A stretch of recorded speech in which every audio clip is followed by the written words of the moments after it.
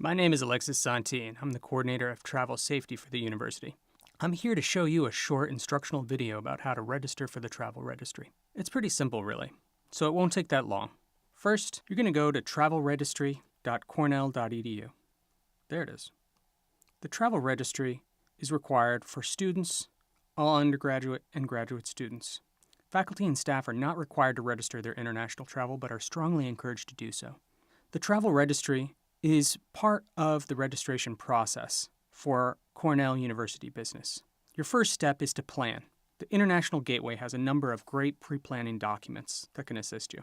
The next part is to document and understand your travel plan, completing the required emergency and procedure form. This is a great form that we've got links to on our website that can provide you a comprehensive understanding of what to do in an emergency situation while you're abroad. The next step is to review the travel plan and consult the appropriate administrators. Students that are traveling to ITART review countries, which are essentially travel warning countries or other high-risk destinations, have to submit their travel plans for review to the ITART committee. This approval process replaces the travel registration and must be done 6 to 8 weeks before departure. The fourth step is to register your travel, and you can do this using this form. And finally, pre-departure. Before you travel, review the pre-departure video that we have provided for you on this website. What are the benefits of the travel registry?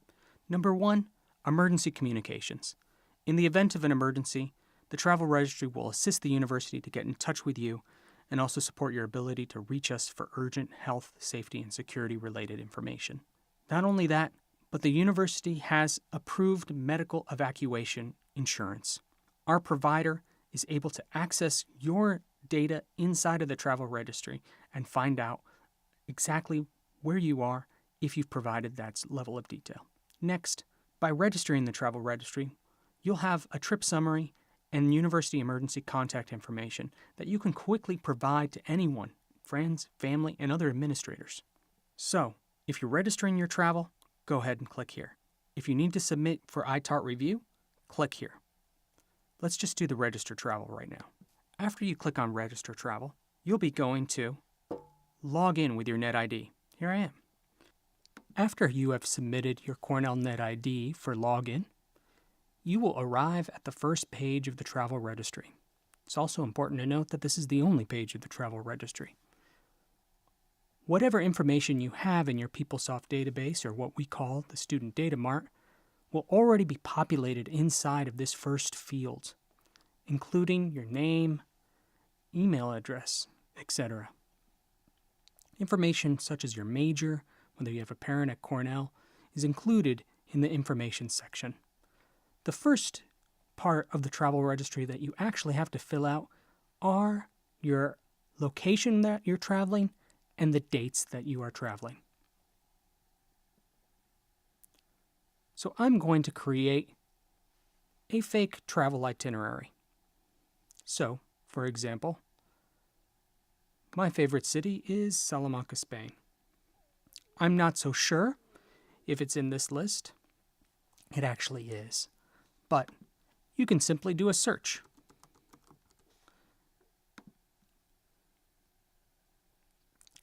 Once the location pops up, you need to select it and add it to your itinerary. But before you do that, you need to select your dates. I'll say that I'm going over spring break to Salamanca, and I'll just add it to my itinerary.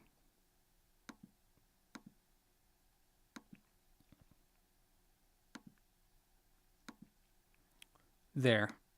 You've now selected the first leg of your trip. If there are additional locations that you will be traveling during your trip, feel free to put them in here. Or there is ample space inside of the travel registry later on in order to notate those locations.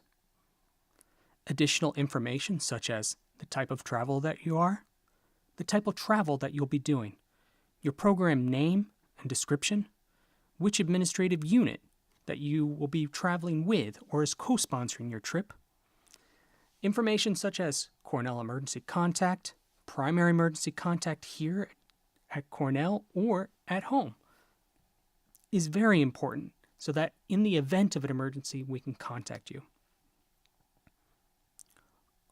All aspects of the travel registry that are with an asterisk, you have to ensure that you fill out.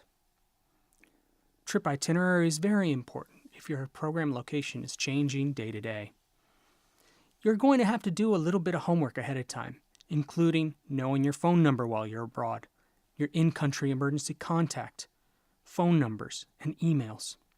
If you are traveling to a travel warning country as mentioned before, or any high-risk locations, you're going to want to submit for the ITART review process instead. In the event of an emergency, we may end up asking to use your Facebook or Twitter. If you do not feel comfortable about this, feel free to say no. You need to ensure that you have insurance that covers you while you're abroad. Finally, you'll fill out a small disclaimer regarding the coverage. The travel registry is not monitored on a day-to-day basis and is really used for a support mechanism. After you click Submit inside of the travel registry, you will be given a confirmation of your travel dates and itinerary. This travel confirmation can then be sent to any relatives or family members for use and purpose of the travel registration. That's it. The travel registry is that simple.